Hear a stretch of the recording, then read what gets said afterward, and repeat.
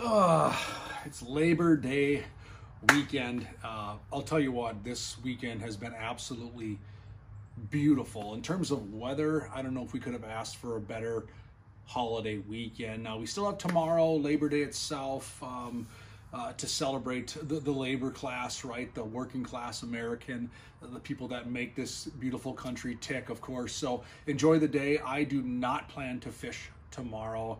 I plan to smoke a bunch of meat, eat some good food, probably have a beverage, put my feet up because there's a very busy week behind that. So enjoy your day tomorrow before we get on with this piece. Enjoy your day tomorrow. Hopefully everyone's having a great week and everyone's being safe and you're outside enjoying it, whether it's in the yard doing work, whether it's with the family at the cabin or camping, or whether it's on the water catching some fish. Hopefully you're out there enjoying your weekend. I love it. I've been wearing sweatshirt and sweatpants in the mornings. I even had some soft shell Blackfish gear on in the mornings. And then I'm into my UPF shirts at this part of the day in the afternoon. It's definitely warms up nicely into the 70s. It's felt awesome. Continue to hydrate, continue to practice all that kind of stuff. As you know, we're still in summer. It might be September, which is crazy. Our kids go to school on Tuesday. Some of your kids may have already started school in the last week or so.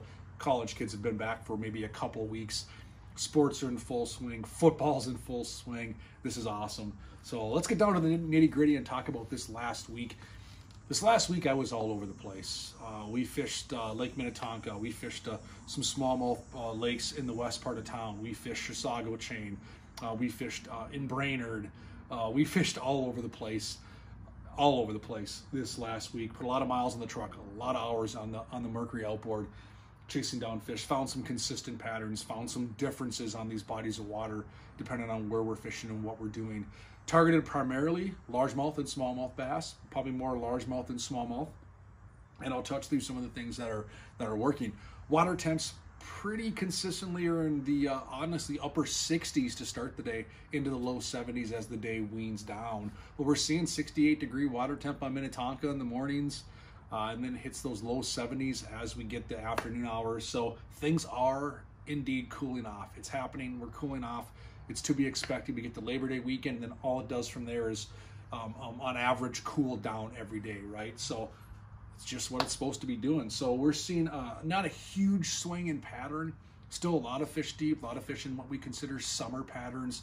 A lot of that hasn't changed. However, we're seeing a little bit of activity, more and more activity, let's say in the shallower water or on some of that shallower, more shoreline structure versus just strictly offshore, right?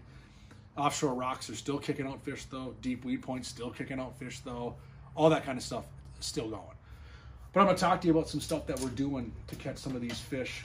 You know, one bait I've been running a lot this last week, and it's caught fish on every body of water, is I've turned back to the chatterbait. Now, I throw a chatterbait on and off all summer long. I'd be lying to you if I told you I didn't. Probably don't give it enough play on these weekly videos because it's a little redundant. But what's different this week is I'm throwing that mini micro, I'm not sure exactly how Z-Man calls it, but it's the smallest chatterbait, that jackhammer, that micro version. And I'm still throwing a lot of the same weights, whether it's a 3/8 ounce, whether it's a 1/2 ounce, so the same weight. It's just a smaller profile bait here, which is super nice. And I'm actually taking my favorite tail and I'm just taking it down a notch. So it's a smaller profile, still purrs, still hums, still does what it's supposed to do, but I can fish this thing a little slower. And I have pitched this in deep water, counted it down. I've pitched it shallow water. I pitched it around docks. I pitched it through cover, all that kind of stuff. I can hop it, I can swim it. So this smaller chatterbait has done very, very, very well. In fact, this is what I caught a bunch of smallmouth on shallow flats. So if you want to go out there right now, just chase down fish and have some fun. Try stopping at Thorne Brothers, take a look at that small, they're on an end cap, that micro or mini, I'm not sure exactly how Z-Man calls it, but it's the small version chatterbait in your favorite color, condensed tail. Same approach, 14-pound fluorocarbon. I'm using a heavy action rod, 7.6. I can chuck this thing a country mile, and you know it, Shimano Corrado DC. That reel was built to fish. It's sweet. So that's my setup right there on that chatterbait. And that's what's getting it done. Super effective, super versatile. It's catching brown bass, it's catching green bass, it's catching everything. We caught some walleyes on it. It catches all kinds of stuff. And I'm going to lean on that chatterbait situation, that chatterbait presentation setup, probably for the next 2 months. I'll probably have it in my hand most days at some point or another, depending on the structure I'm fishing, how I'm feeling, just the vibe I'm getting.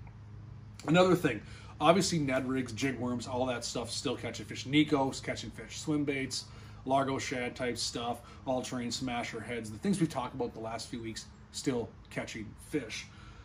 Drop shot. Now, drop shot has been a hot topic this entire summer. Nothing new for anybody. We've caught a lot of fish. We've talked about drop shotting rover worms, tubes, that sort of stuff. The versatile situation for me right now is I'm drop shotting this VMC Nico hook. So I'm taking that Nico hook, that spin shot, and I'm fishing that hook to do most of my damage lately. And what I'm putting on the other end of this is just a 1/4 ounce tungsten, whether it's VMC, whether it's Mustad, but a 1/4 ounce cylinder weight. That's kind of my go-to, probably all-purpose weight. And I fish it in a tungsten because it's smaller profile, it's not big and gaudy, and I can chuck this out there and I can be effective. I got about a 1 foot drop on this, and then I'm fishing my favorite application on the receiving end, and that could be everything from a flatworm from Berkeley, it could be a robo worm, it could be, you know, a Ned ringer, it could be a pocket fry, it could be all kinds of stuff that I can fish on this very versatile hook. Very sharp, sticky sharp, sets the hook hard, works well, very versatile application. And I'm fishing a 7'6" medium light action or medium action, depending on what you have in your arsenal. But for intensive purposes, I'm fishing this medium light action 7'6" Thorne Brothers Predator blank, custom built by Lonnie and his team. I did go with titanium guides in this. People are asking, what's your guide train? What are you doing when you're having one of these rods built? I don't skimp on it. If I'm investing in a good custom rod, I usually get the titanium guides, because once you do it once, you'll never go back, I promise you. I went with the hidden hood handle there, split grip, very, very light. This entire setup weighs next to nothing. And I put a 2500 series Shimano sustain on there. A 3000 series Vanford works just as well. And I'm using 15-pound Suffix 832 neon green. Everyone asks about that line, neon green, and I got an 8-pound fluorocarbon leader, about a 7-8 foot leader on there, tied right to that. And that's how I'm getting it done. Super fun way to catch fish. I encourage you, don't boat flip big fish with that setup. It's just not designed for it. You don't need to break a rod. That rod will not break under any normal fishing circumstance. But if you start boat flipping bass on that kind of stuff, that's where you can get yourself in some trouble. That's where you can break rods. Pay attention, land them by hand, get out your trusty Clam Fortis net, put it in the boat, and hammer home. So a lot of ways to catch fish. We plan to still flip a jig, pitch a jig, cast a jig, retrieve a jig, finesse jig, rattling AT jig, whatever it might be. We're probably still gonna do some flipping and heavy cover, maybe some frogging. This is the time where all these sorts of patterns work, right? Crankbait, everything. It's a great time of year to get out and chase fish. It's a very comfortable time of year to get out and chase fish. And we're gonna hammer down hard this week. We're gonna be hitting, I'm looking at probably 6, maybe 5 different lakes in the next week. So it's gonna happen hard. We're gonna have a good report for you here a week later on what's happening and what's going on. We're super pumped up. So get out there chasing fish. Again, enjoy your Labor Day tomorrow. Have fun, enjoy it with family. Have fun this week. Kiddos, good luck back in school. Enjoy your time, and we'll catch you next week. Get out there, be safe.